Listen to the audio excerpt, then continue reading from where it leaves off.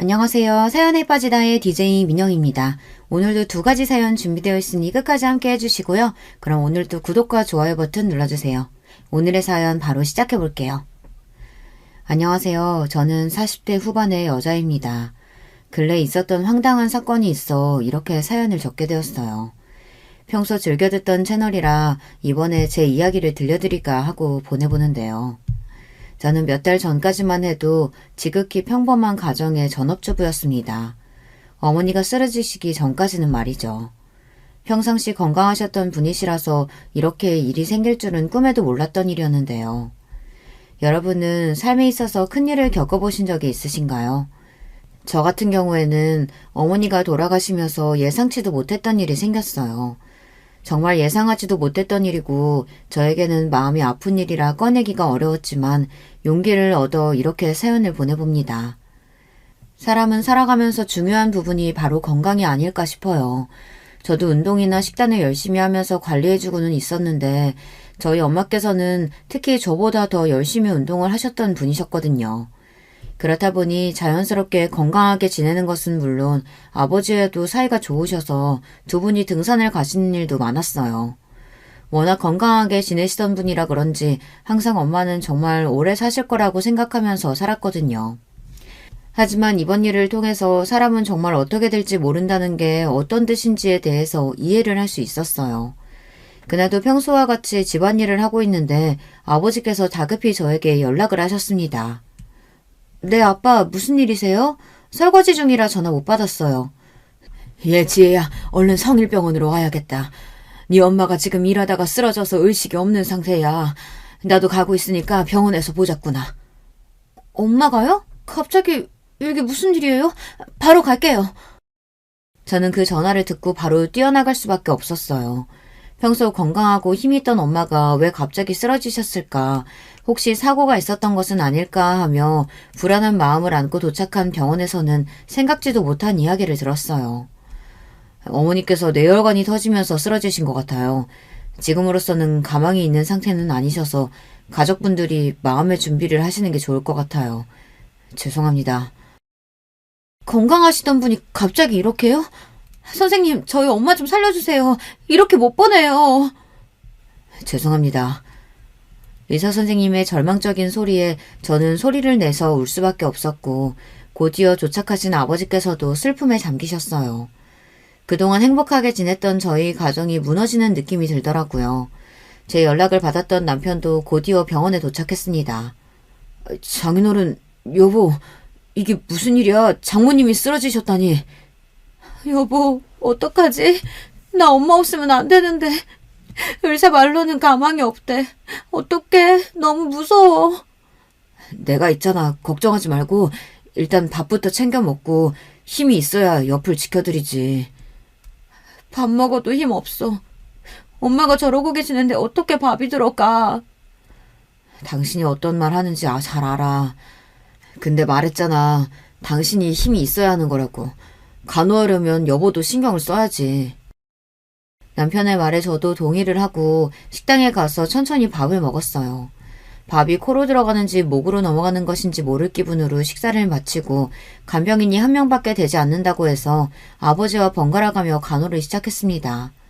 쉽지 않은 일이었지만 그래도 엄마를 위해서라면 시간을 내서 간호를 해드릴 수 있었어요. 남편도 이해를 해주었고 저도 지치긴 했지만 희망을 놓고 싶지는 않았던 마음이 더 컸던 것 같아요. 한동안 제가 힘들게 간호를 하며 엄마가 회복하실 거라고 믿으면서 희망을 놓지 않고 있었거든요. 엄마가 워낙 건강하시기도 했고 무엇보다 제가 갑작스러운 이런 일을 겪으면서 왜 뇌출혈이 생겼을까라는 생각이 들었어요. 다양한 원인들이 있었지만 평소 혈압이 높으셨던 분들이 갑자기 이렇게 쓰러지시면서 안 좋아지는 경우가 꽤 있더라고요. 아버지께 물어보니 얼마 전부터 어머니가 두통이 있으셨다고 하셨고 혈압도 관리를 잘 하고 있었는데 갑자기 이렇게 된 게 속상하다고 하셨어요. 하지만 의사 선생님께서 엄마의 상태를 설명해 주시는데 그 말을 듣고 저희는 깜짝 놀랄 수밖에 없었어요.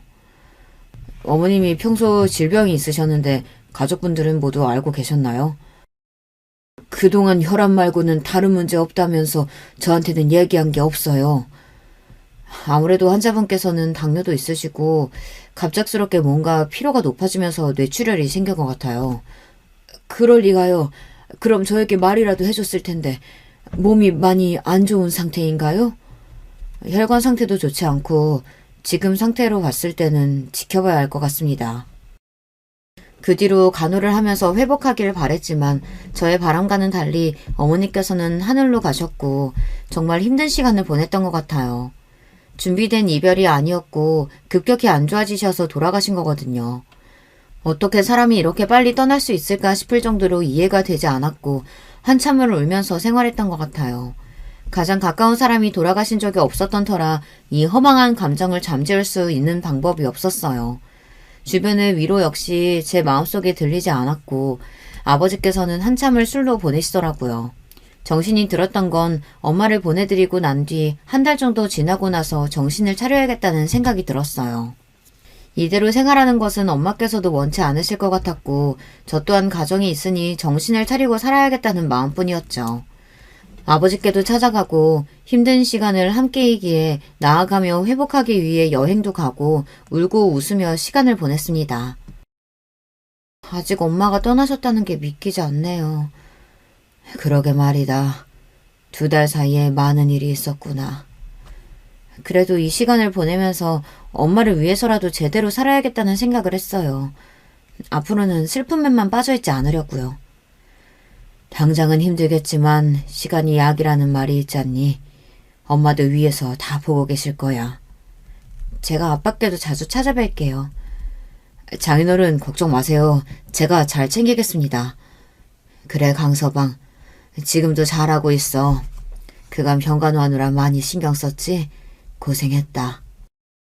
서로를 다독이며 위로했고 저희는 더 단단해지는 것을 느낄 수 있었어요. 직접 겪어보니 부모님을 보낸다는 것은 마음속에 큰 구멍을 안고 사는 것과 같더군요. 아무리 노력해도 채워질 수 없는 부분들이 있었어요. 그래도 남편과 아버지께서도 저를 위해서 위로도 더 해주셨고 시간이 가면 갈수록 저도 조금씩은 나아지고 있다는 것을 느낄 수 있었어요. 엄마의 유품을 정리할 때까지만 해도 제가 정신이 없던 터라 아버지와 남편이 거의 다 했던 상태였는데 그제야 현실적으로 생각이 들더라고요.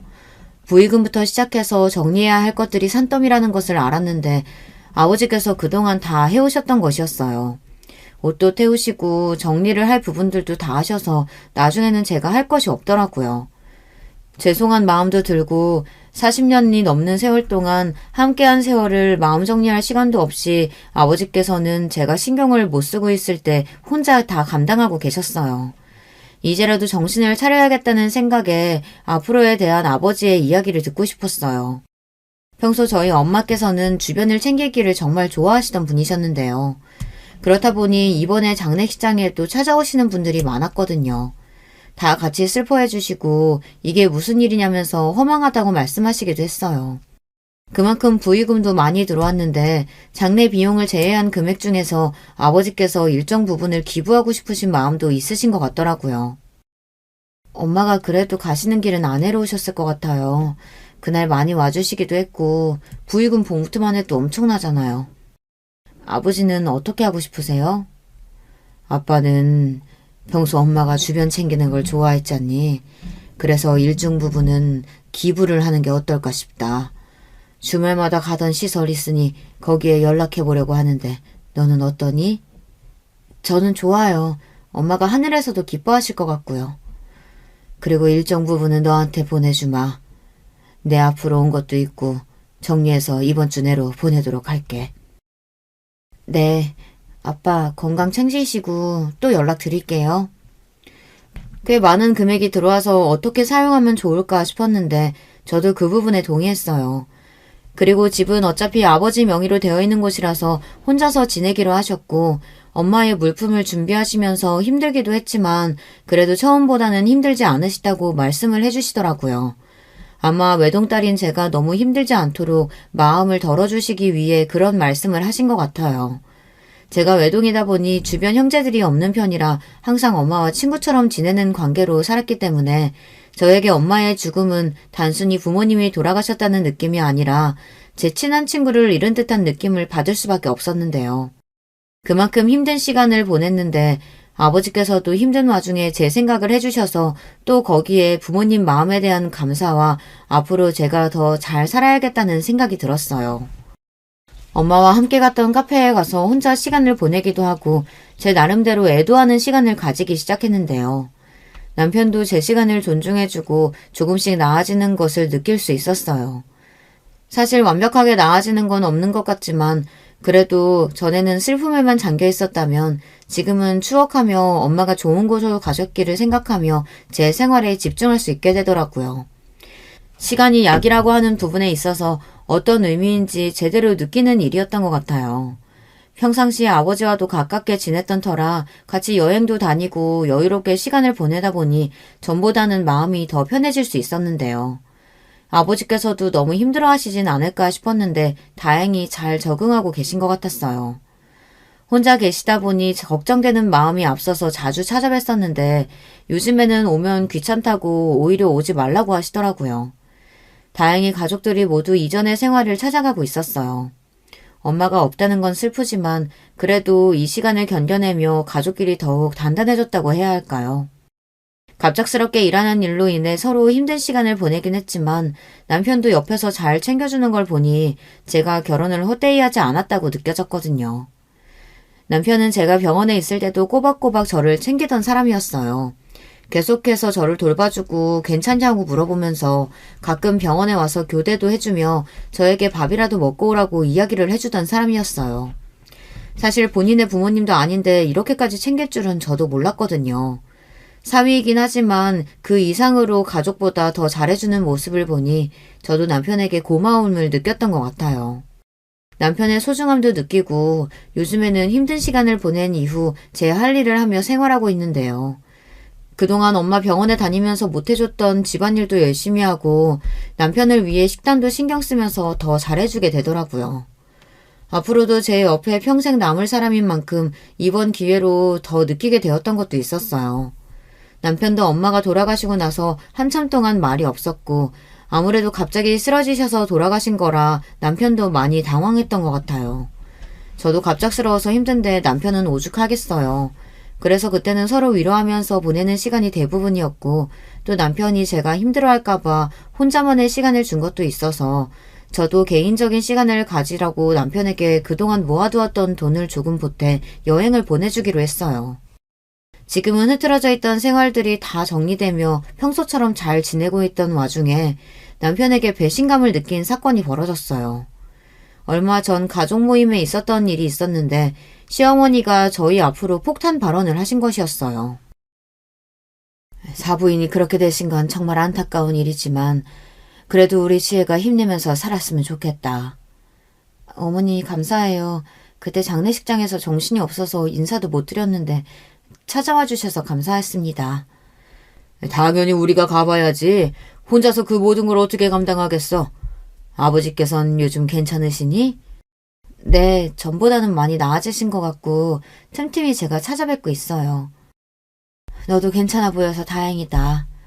다른 건 아니고 그날 보니 사람들이 꽤 북적이던데 사부인께서 인간관계를 잘 쌓으셨나 보다. 네, 엄마께서는 워낙 주변을 잘 살피던 분이시라서 친구분들도 많고 모임도 자주 가셨어요. 그래서 그날 많이 찾아주신 것 같더라고요. 그럼 부의금도 어느 정도 두둑하게 들어왔겠구나? 저는 거기서 깜짝 놀랄 수밖에 없었어요. 저희 엄마의 부의금을 이야기하시니 당황스럽기도 하고 그걸 왜 궁금해 하시는지도 몰랐거든요. 제 가족의 일을 함께 슬퍼해 주시고 찾아와 주시는 건 감사했지만 부의금에 관해 물어보시는 건 아니라고 생각했거든요. 어머니 부의금 관련해서는 제가 말씀드릴 게 없어요.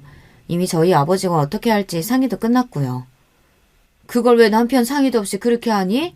아무리 그래도 시댁이랑도 같이 이야기를 해봐야 하는 거 아니야? 아니죠. 어머니, 이런 부분을 왜 이야기하면서 저희 엄마한테 들어온 부의금을 공유해드려야 하는지 잘 이해가 안 가요. 아무리 그래도 그렇지. 사부인께서 누워 계실 때 태훈이가 가서 얼마나 많이 도와드렸니? 그러면 적어도 그런 상의는 남편과 같이 해야 되는 거 아니냐고.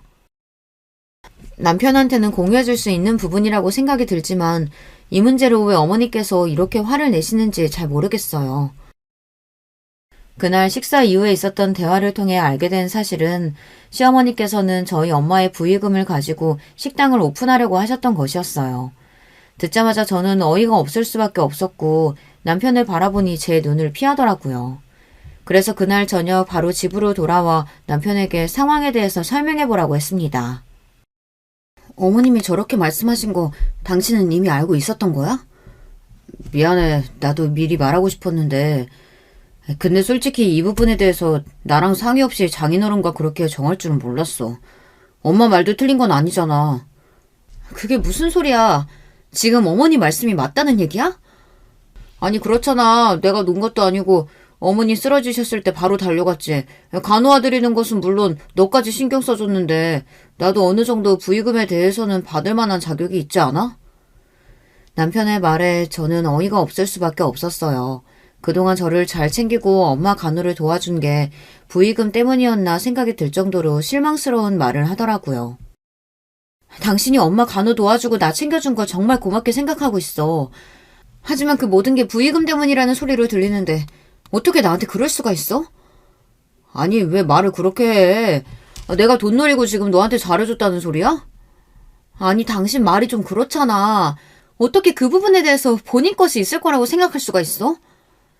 그니까 당신은 아예 내 생각은 하지도 않았다는 소리네. 지금 그럼 도와주는 게 당연하다고 생각하고 있었어? 엄마 그렇게 돌아가시고 나서 나 잘 챙겨준 거 고맙게 생각하고 있어. 물론 그 전 일들도 모두 다. 하지만 그렇다고 부의금과 관련해서는 당신이랑 나눠야 한다는 생각은 하지 않았어. 그러니까 너는 지금까지 내 생각은 전혀 하지 않았다는 거네. 아니 왜 말이 그렇게 되는데. 도대체 그리고 그 돈은 엄마한테 들어온 돈인데 그걸 왜 당신과 어머님이 이야기하는 건지 모르겠네. 남편의 말을 듣고 나서 더 어이가 없었던 것 같아요. 대화도 되지 않고 제가 무조건 줘야 했어야 했나요? 근데 여기서 남편 앞으로 들어온 부의금이 있지 않냐고 생각하시는 분들이 있을 것 같은데요. 그 부분의 경우 남편은 지인들이 많지 않은 편이라서 오시는 분이 없었거든요. 그리고 그 돈은 남편 앞으로 온 것에 대해서 다 제가 처리해 줬어요. 제가 아무것도 안 해준 게 아니라 그 부분은 다 챙겨주되 자기에게 부가적인 것을 왜 주지 않느냐는 이야기였던 거죠. 이걸 듣고 나서 제가 알던 남편이 맞나 싶을 정도로 이상했어요.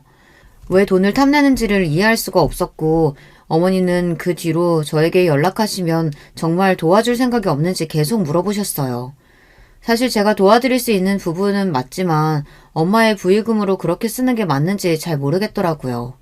그리고 이미 아버지와 얘기를 끝냈을 때 일정 부분은 비상금으로 남겨두고 일정 부분은 기부를 하기로 이미 말이 끝났거든요. 이 부분에 대해서 말씀을 드리니까 시부모님은 정말 난리가 났습니다. 정말 그 돈을 네가 다 가질 셈이니? 가족끼리 돕고 살아야지. 시어머니가 그동안 해보고 싶었던 일 좀 해보겠다는데 도와줄 수 있는 거 아니냐? 어머니, 이미 그 부분은 아버지와 예전에 말이 다 끝났고요. 지금 와서 저희가 결정을 바꿀 수는 없어요. 어머니, 그 돈은 오로지 저의 돈이 아니에요. 그리고 엄마가 평소에 봉사하시던 곳에 기부까지 마친 상태고요. 뭐? 기부? 그 돈을 왜 아무도 알지 못하는 사람들한테 기부해? 제정신이니? 시부모를 도와줄 생각을 해야지. 그거를 다른 사람들한테 왜 주냐고. 네가 그렇게 도와준다고 해서 그 사람들이 알아주기나 한다니? 엄마가 예전부터 다니시던 곳에 기부한 것뿐이에요. 그리고 엄마가 원하실 것 같고요. 주기적으로 계속 공사하셨던 곳이기도 하고 예전부터 저한테 기부에 대한 생각이 계속 있다고 말씀을 하셨던 분이세요. 그리고 그 부분은 저희 아버지와 얘기해서 끝난 부분인데 그걸 왜 어머니가 지금 열을 내세요? 열을 낸 게 아니고 어이가 없어서 그러지. 가족이 도와달라고 할 때는 모른 척 하더니 네가 너무 괘씸해서 그런 거야. 제가 마냥 외면한 것도 아니고 저한테 도와달라고 말씀을 하신 게 엄마 부의금인 거 가지고 도와달라고 말씀하신 거잖아요. 그건 안 된다고요, 어머니. 그럼 그 돈 말고 네가 나한테 큰 돈으로 도와줄 수 있는 돈이 있긴 한 거야? 그런 것도 아니잖아. 요즘 보험도 잘 들어놓으면 사망보험금이 잘 나온다는데 그 정도면 꽤 두둑하게 주머니 채워졌을 거 아니냐고. 어머니 지금 무슨 말씀하시는 거예요? 저한테 지금 사망보험금까지 말씀하시는 거예요? 지금 상 치른 지 3개월도 되지 않은 저한테 그게 하실 말씀이신가요? 내가 못할 말 한 것도 아니고 가족끼리 도와줄 수도 있는 거 아니니? 그리고 이 돈은 아버지의 노후도 생각하고 있어 제 나름대로 계획을 세워둔 상태였거든요. 시어머니께서 그렇게 말씀하실 줄도 몰랐고 시댁 식구들에게 이 돈을 보태야 되는 이유도 전 전혀 모르고 있었기 때문에 당연히 생각을 안 하고 있던 부분이었는데 당황스러울 수밖에 없었어요. 그리고 필요하다고 해도 저런 식으로 사망보험금을 언급하며 말을 하는 게 맞나요? 그리고 남편의 말을 듣고는 제가 알던 사람이 맞나 싶을 정도로 사람이 어떻게 그렇게 계산을 할 수가 있지라는 생각이 먼저 들었던 것 같아요. 저는 이 일을 끝으로 남편이랑 이혼하기로 마음을 먹었습니다. 남편의 말에 충격을 받기도 했고 그동안 남편이 저한테 했던 행동들이 모두 가식적으로 느껴지기 시작했거든요. 저한테 조금만 잘해줘도 돈을 받으려고 일부러 저러는 거라고 생각하고 또 제 앞에서 시어머니 편만 드니까 도저히 같이 살 수가 없겠다는 생각이 들었어요. 물론 보육음을 좋은 곳에 사용할 수도 있죠. 저희의 미래를 위해서라든지 쓸 방법들이 있는데 그게 왜 시댁 식구들한테 가야 하는지 저만 이해가 할 수 없는 부분인가요? 시어머니는 계속해서 연락이 와서 도와달라고 말씀하시고 남편은 오히려 은행보다는 낫다고 이야기하는 게 더 정이 떨어질 수밖에 없었어요. 이런 부분들을 사실 아버지와 상의하기에도 혹시라도 상처받으시진 않을까 걱정이 되었거든요. 근데 혼자 감당하기에는 너무 큰 사건인 것 같아 아버지에게 이야기할 수밖에 없었어요. 아빠, 오랜만에 연락드리는데 이런 말씀 드려서 죄송해요. 자꾸만 시어머니께서 가게에 대한 생각이 있으시다고 저한테 돈을 해달라고 하는데 부의금으로 달라고 하시네요. 너희 시댁 식구들은 급해도 그렇지 어떻게 부의금을... 저는 시댁 식구들한테까지 부의금을 어떻게 사용할지에 대해 이야기를 해야 할지 몰랐어요. 그래서 당황스럽고 남편까지 도와드리는 게 맞다는 식으로 말을 하니까 더 헷갈려요. 도와드릴 수는 있겠지만 그걸 지금 이야기한다는 게 난 이해가 가지 않는구나. 몇 년이 지나서도 아니고 당장 49제가 지나기도 전에 그런 얘기를 꺼내시는 건 아닌 것 같아. 아직도 엄마가 옆에 계신 것 같은데 시댁 식구들이 저렇게 말하니까 괜히 더 속상해지네요. 아빠 말대로 시간이 지나서 어느 정도 정리가 되었을 때 저희에게 도와달라고 이야기를 하셨다면 그때는 모르겠어요. 마음 정리도 어느 정도 되었을 거고 좋은 일에 쓰인다면 기쁜 마음이겠지만 지금 제가 생각하는 문제는 아직 충분한 애도 기간이 지나지 않았음에도 불구하고 부의금을 언급하면서 말씀하신다는 게 저는 이해가 전혀 가지 않았거든요. 한동안 계속된 부의금 타령에 저는 지칠 대로 지치게 되었고 이 부분은 더 이상 언급하고 싶지 않아서 남편에게 한 번만 더 이야기를 한다면 더 이상 봐주지 않겠다고 했어요. 더 이상 부의금에 대해서 이야기하지 않았으면 좋겠어. 그 부분은 아빠랑 이미 끝난 부분이야. 그럼 네 몫으로 남겨둔 거 얼마 있을 거 아니야. 그거 나한테 줘. 그 돈이 왜 당신 돈이야. 솔직히 막말로 어떻게 쓸지 어떻게 알고 그걸 줘. 남편이 달라고 하면 잔말 말고 줄 것이지. 이것저것 따지면서 어머니가 돌아가시면서 남긴 거 있다고 유세 부리는 거야? 지금 나한테 유세 부린다고 했어? 지금 유세 부리는 사람이 누군데? 그 말을 끝으로 남편은 나가버렸고 그 뒤로는 다른 연락을 받지 못했어요. 이제는 포기를 했을 거라고 생각하고 저는 그냥 돌아올 때까지 마음 편하게 있으려고 했는데요. 3일 정도 지났을까 시부모님을 모시고 남편이 들어왔더라고요. 어머님, 아버님 여기까지 어쩐 일이세요? 예, 다 듣고 왔다. 남편이 큰일을 하고자 하면 도와줄 것이지. 네가 무슨 도움이 필요하다고? 지금 그 큰 돈을 네가 가지고 있는 거니? 왜 제가 가지고 있는 돈을 가지고 이렇게까지 해야 하는지 모르겠어요. 어머님이야말로 너무하신 거 아니에요? 아들이 필요하다고 하면 어머니가 보태주시면 되잖아요. 그리고 애초에 시작은 어머니 가게 때문에 시작된 일인데 왜 제 탓을 하세요? 며느라, 말이 심하구나. 그래도 우리가 식구인데 식구끼리 돕고 살아야지. 어느 식구가 부의금을 탐내면서 달라고 이야기해요. 애초에 처음 이야기 꺼냈을 때부터 잘못된 거 아니었나요? 어디서 빠락빠락 대들기나 하고? 그러니까 네가 곱게 줬으면 이렇게까지 마음 상할 일 없었을 거 아니야? 그래, 여보가 잘못했지. 솔직히 어머니 아버지가 이렇게까지 너한테 말씀드리는데 도와드리는 게 맞지 않아? 너도 이제 필요 없으니까 당장 나가. 아무리 말해도 말도 안 통하는 걸 보니 짐승이나 다름없구나. 죄송한데 두 분 다 나가주세요. 당신 아들 이대로 반품시키라니까. 어머 아들, 너 지금 내 아들 친 거야? 어? 미쳤어? 더 이상 참을 수 없어서 뺨을 올리고 남편에게 이야기를 하니 저를 죽일 듯이 노려보던 남편은 어쩜 나한테 이럴 수 있냐며 소리를 치더라고요. 시어머니는 충격을 받으신 것 같았고 곧이어 저를 잡으려고 달려드시는 걸 아버님이 막으셨어요. 돈 하나 때문에 이렇게까지 될 수 있다는 것도 충격적이고 이미 있는 정 없는 정까지 다 떨어졌는데 같이 살 이유는 더더욱 없었어요. 야, 이혼? 하려면 해. 그 대신 자산 반반 나눠서 정확히 계산해서 나눠. 부의금도 마찬가지야. 아니, 그럴 일 없어. 재산 분할은 변호사 통해서 할 거고 부의금까지 너한테 나눠줄 이유는 없지. 네가 아주 돈독이 제대로 올랐구나. 그러니까 지금까지 그 큰 돈을 나한테 말도 안 하고 혼자 가지고 있었지. 당신 통장 조회도 해본 거야? 내가 네 남편인데 그 정도도 못 해보겠어? 그 뒤로 남편은 저에게 되지도 않을 것을 요구하며 이혼을 요구했습니다. 저한테 이렇게 이혼할 거라면 제대로 재산 분할이라도 하라며 이야기를 하더라고요. 미안하다는 말 한마디 없이 제가 뭘 잘못했는지 모른다면서 오히려 화를 내며 본인의 가족들이 잘못한 건 없다는 것을 어필했어요. 아직도 잘못이 없는 것이라고 생각하는 것을 보면서 이해할 수 없었고 어떤 것이 문제인지를 정확하게 모르는 사람들에게 그 부분을 설명하는 게 더 힘든 일이더라고요. 나 진짜 너무 힘들어. 부의금을 꼭 시댁 식구들이랑 나눠야 되는 거야? 에? 그게 무슨 소리야? 나는 우리 집에서만 장례 비용이랑 빼고 정리했는데? 나도 그런 줄 알았어. 그래서 엄마가 평소 봉사하시던 곳에 기부도 하고 이번에 정리를 싹 해두었는데 시댁에서 아주 난리가 났어. 시댁이 장례 비용이라도 대준 거야? 아니면 남편 이름 앞으로 온 건 다 줘버리지. 당연히 그렇게 했지. 근데 갈수록 요구가 심해져. 심지어 어머님 가게를 부의금으로 하자고 했다니까? 야, 아무리 그래도 너네 어머니 돌아가신 지 얼마나 됐다고. 심하네. 주변 사람들에게 이야기를 해보니 미친 거 아니냐면서 저한테 언제까지 참을 거냐며 이야기를 했었는데 그동안 남편이 엄마를 간호해주고 저를 챙겨줬던 것에 참고 있었던 것도 있었거든요. 하지만 이렇게 된 이상 가정을 더 이뤄갈 생각도 없었고 이미 정이 떨어진 마당에 신뢰를 다시 쌓는 것도 어려운 일일 것 같았어요. 그래서 아빠에게 얘기도 말씀을 드리고 이혼하겠다고 하니 놀라신 것 같아 상황도 설명을 해드렸어요. 여러분들이 생각하시기에는 이혼까지 갈 문제는 아니라고 보시나요? 하나밖에 없는 엄마가 갑작스럽게 돌아가셨는데 그 돈으로 가게를 차리겠다고 하는 시대, 어느 누가 이해를 할 수 있을까요? 정중히 거절해도 돈을 탐내니 어쩔 수 없었어요. 저는 장담하지만 대부분의 사람들이 동의하지 않을 거라고 생각해요.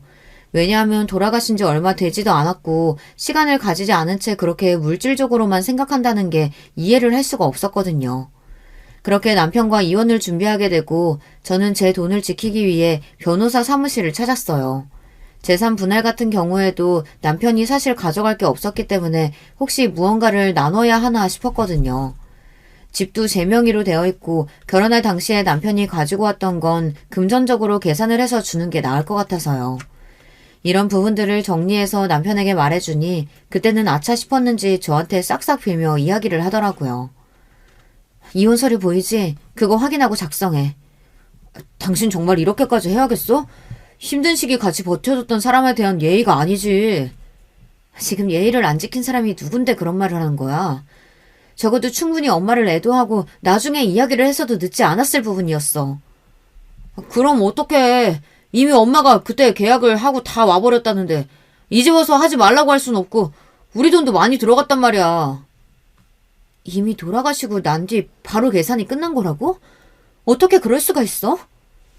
여보, 내가 전에도 이야기했지만 살 사람은 살아야지. 이건 기회라고. 이왕이면 여유 있을 때 시작하는 게 좋잖아. 말한다고 다 말이 되는 줄 아나 본데 지금 당신이 나한테 얼마나 상처 주고 있는지 알아? 상처는 나도 받았어. 어떻게 당신이 우리 가족을 이렇게까지 생각을 안 할 수가 있냐? 내가 언제 생각을 안 해줬는데 그동안 내가 시댁에 했던 건 아무것도 아니라는 소리야 지금? 그게 아니고 장모님이 돌아가신 이후에 말이야. 그러니까 네 말은 그거잖아. 도와주지도 않고 그 돈을 혼자 먹으려고 하니까 배가 아픈 거잖아 지금. 내가 언제 배가 아프다 그랬어? 그냥 서로 돕고 살면 좋다는 거지. 나는 그 돈 너희 가족한테 쓸 생각 1도 없으니까 서류에 사인하고 법원에서 봐. 자기야, 진짜 이번에 계약금 못 돌려받으면 우리 길바닥에 나가야 할 수도 있어. 그만큼 큰 문제야, 어? 현실적으로 생각해봐. 우리가 밖에서 나가 살 순 없잖아. 무슨 소리야? 우리가 혹시 바닥에 나 앉아야 한다니? 난 당연히 여보도 도와줄 줄 알고 우리 집 담보대출도 조금 받아놨지. 그게 다 가게 보증금으로 들어가 있는 상태고. 2억 없으면 우리 부모님도 그렇고 내가 들어간 돈도 다 벌어야 될 수도 있어. 제발 나 좀 도와줘. 상황을 파악하고 나니 엄마가 아팠을 당시에 남편이 이것을 부모님께 알렸을 때 반응이 정말 대박이더라고요. 남편이 이야기를 해준 부분인데 듣자마자 소름이 돋을 수밖에 없었어요. 이 대화는 저희 어머니가 쓰러지셨을 당시에 있었던 대화인데요. 어떻게 방법은 없는 거래? 갑자기 이게 무슨 일이야? 그러니까 나도 안타까워 죽겠어. 지혜도 안쓰럽고. 얘, 그러면 사망보험금은 얼마나 나온다니? 요즘 보니까 보험도 잘 돼 있고 부의금도 꽤 들어올 것 같은데. 엄마, 지금 그게 무슨 소리야. 돌아가시지도 않았고 그럴 일도 없어. 혹시라도 돌아가시게 되면 네 와이프 몰래 가게 오픈 부의금 받아서 해버리자. 엄마 진짜 미친 거 아니야? 아무리 그래도 그렇지. 얘 잘 생각해봐. 너희 집 대출도 껴있어. 어떡할 거니? 현실적으로 바라보란 말이야. 남편은 시어머니의 말을 듣고 나서 처음에는 어이가 없다고 생각했는데 돌아가시고 난 뒤에 정말 현실적으로 생각을 할 수밖에 없었다고 해요. 이게 말이 되는 소리입니까? 남편의 이야기를 듣고 나서는 더 시댁 식구들을 이해할 수 없었어요. 돌아가시기 전에도 그런 생각을 했다는 것 자체가 역겨웠거든요. 그래서 저는 그때 남편에게 선택지를 주었어요. 이혼을 할 것인지 아니면 시부모님과 연을 끊고 살 것인지에 대해서 말이죠. 물론 시어머니 말씀을 듣고 흔들렸던 남편이 미운 것도 맞지만 남편은 다시는 돈에 대해 일절 말하지 않고 미안한 만큼 앞으로 더 잘하겠다고 했어요. 또 시부모님과도 이 문제를 해결하겠다며 저를 데리고 바로 시댁으로 향했습니다. 어머니 아버지, 사실 그동안 우리가 되도 않는 이야기 가지고 지혜 괴롭힌 거 맞잖아요. 이건 아닌 것 같아요. 그게 무슨 소리야? 당장 그럼 계약금 묶인 건 어떡하려고? 그건 우리 가족이 해결해야 할 문제고요. 지혜는 더 이상 여기에 끌어들이지 않으셨으면 해요. 계속 이런 문제로 트러블 생긴다면 저는 부모님과의 연을 끊겠습니다. 예, 네가 어디서 무슨 말을 듣고 왔는지 모르겠는데 그런 말 함부로 하는 거 아니다. 부모 앞에서 연을 끊겠다고 이야기하는 게 제정신이야? 아무리 그래도 그렇지. 우리가 그동안 심했던 건 인정하마. 하지만 그렇다고 부모님 앞에서 이렇게 말하는 건 아니지. 앞으로 금전적으로 도와드릴 일 전혀 없을 거고 이건 시부모님뿐만 아니라 친정도 마찬가지예요. 그렇게 남편이랑 이야기를 마치고 돌아오는 길에 진지하게 저를 향해서 사과를 하는 모습을 보고 그동안 반성했다는 걸 느낄 수 있었는데요. 자기가 잠시 돌았던 것 같다고 정말 미안하다고 이야기하는 남편을 보니 저도 모르게 마음이 풀렸던 것 같아요. 물론 제가 힘들었던 마음이 다 풀릴 정도로 상황이 좋아진 것은 아니지만 제 몰래 받았던 대출은 본인이 갚겠다고 각서까지 쓰더라고요. 그 뒤로는 전혀 문제가 될 게 없을 거라고 생각했어요. 하지만 그랬다면 제가 이렇게 사연을 보내진 않았겠죠. 2-3달 정도는 평화롭게 지나가는데 얼마 전 남편이 시어머니와 통화하는 모습을 보고 난 뒤로 있는 정까지 다 떨어지게 되었습니다. 그날은 제가 장을 보고 집에 일찍 들어왔을 때 남편이 조퇴를 했는지 집에서 통화를 하고 있는 게 들리더라고요. 그렇다니까. 조금만 있으면 아마 내가 달라고 안 해도 힘들어하는 걸 보면 바로 줄 거야. 그 사람 내가 힘들어하는 건 견딜 수 없을 거거든. 야, 그러면 네 빌린 돈 다 내고 돈 좀 남으면 동남아 여행이라도 가보자. 거기 여자들이 진짜 죽인대. 오, 동남아? 좋지. 야, 말도 마. 받는 돈만 해도 엄청날 거야. 걔 진짜 돈 많거든. 지금 통장 조회해봤는데 어마어마하더라. 그 돈을 혼자 쓰려고 했다니 괘씸하기도 하네. 야, 그래도 네 장모님 목숨값인데 그렇게 탐내도 되는 거냐. 아무튼 난 뭐래도 좋다. 조만간 술 한잔 하자. 그래, 들어가라. 충격적이지 않을 수가 없는 대화 내용을 듣고 나서는 당시에는 아무 말도 못하고 남편이 하는 말만 녹음하고 있었어요. 제가 남편이랑 이혼할 당시에 들었던 얘기 중에서 증거는 꼭 남겨두는 게 좋다는 게 떠올라서 그 말을 듣고 있던 와중에도 녹음 버튼을 누르게 되더라고요. 아마 남편이 저에게 사과를 했던 것은 저를 꼬드겨서 나중에는 돈을 받을 수 있을 거라고 생각을 했던 것 같아요. 저는 그때부터 제대로 복수를 해야겠다고 결심한 뒤 어떻게 하면 제대로 나락을 보낼 수 있을지에 대해 생각을 해봤어요. 그러다가 딱 생각이 들었던 부분이 바로 무리하게 투자를 시켜보는 건 어떨까라는 생각이었거든요. 아무래도 시댁 식구들과 남편은 그동안 가게 오픈을 하고 싶어 하기도 했고 좋은 자리가 있다고 하면 바로 미끼를 물 수 있을 것 같았거든요. 여보, 이번에 좋은 상가 자리 있다고 하는데 혹시 관심 있어? 에이, 상가라니. 그동안 내가 당신한테 속썩인 게 상가 때문인데 괜찮아. 다른 건 아니고 이번에 들어가면 그냥 대박인 곳이 있다고 정보를 들었거든. 혹시 관심이 있나 하고. 나야 뭐 관심은 항상 있지. 우리 엄마가 가게 하고 싶어 했잖아. 내가 그 뒤로 일부러 말을 안 했는데 사실 엄마가 아직 가게에 대한 생각을 못 접으신 건 맞는 것 같긴 해. 물론 당신한테 해달란 소리는 아니야. 우리 가족이 알아서 해야 할 일인 거지.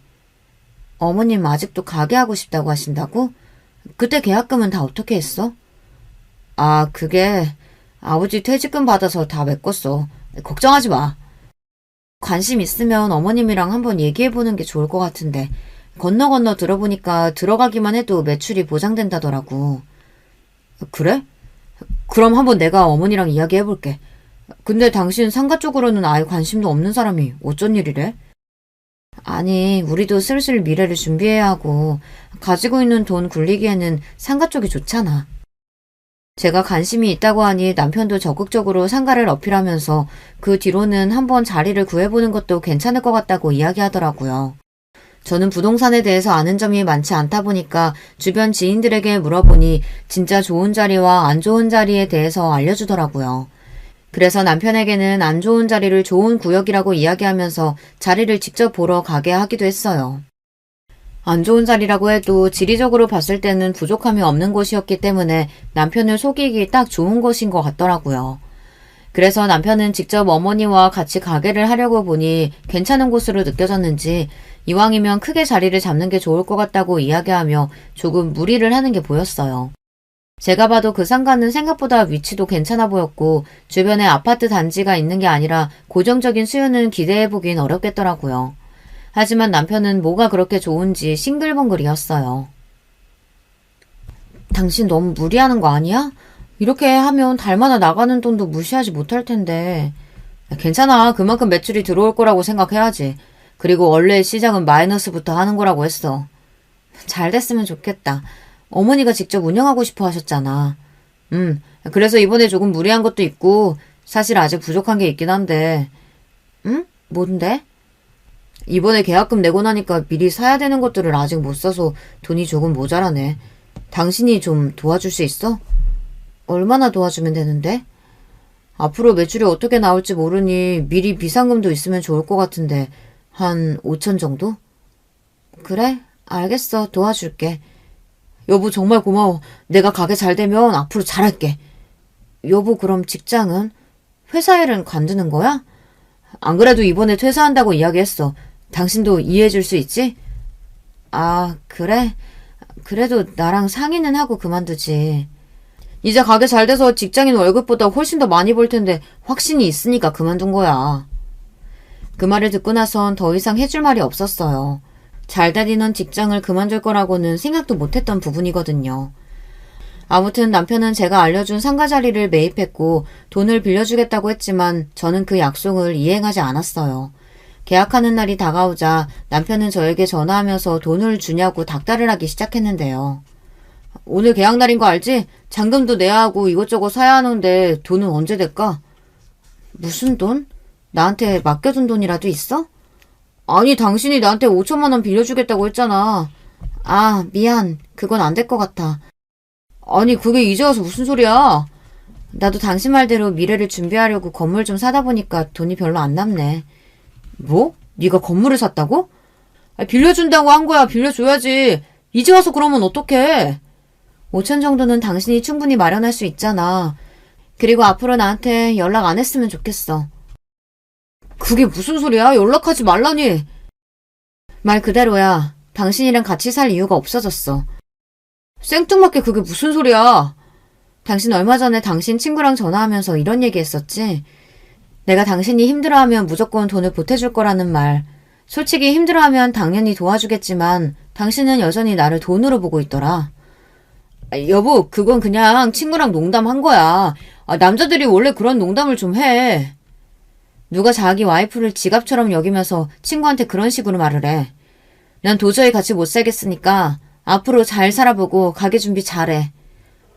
아니, 당장 돈이 없는데 오픈은 어떻게 해? 이럴 줄 알았으면 나도 데뷔를 했을 텐데 오픈에 필요한 것들 조금만이라도 도와주면 안 돼? 내가 엄마한테 그런 소리 떵떵 쳐놨단 말이야. 그건 앞으로 당신이 해결할 문제지. 그리고 혹시나 해서 하는 말인데 건물 같은 건 넘볼 생각도 하지 마. 그동안 그렇게 돈을 안 주려고 하더니 결국 네 배나 채우려고 그런 거였구나. 저는 그대로 이혼 서류를 준 채 밖으로 나왔어요. 그 집은 제 명의가 아니었기 때문에 주변에 구해둔 아파트로 들어가게 되었어요. 하루가 멀다 하고 남편은 저에게 전화 문자를 하며 제발 한 번만 용서해달라고 했고 그동안 남편에게 정이 제대로 떨어졌던 저는 더 이상 이혼을 미룰 수 없었어요. 절차대로 이혼을 준비하게 되고 처음에는 힘이 드는 시간이 있긴 했지만 저를 돈으로 보는 사람과 더 이상 같이 살 수는 없었기 때문에 마음을 다잡으면서 시간을 보내봤는데요. 얼마 전 접하게 되었던 소식으로는 남편이 오픈했던 가게는 생각보다 잘 안 되었고 오히려 빚만 떠안게 되었다는 소식을 듣게 되었어요.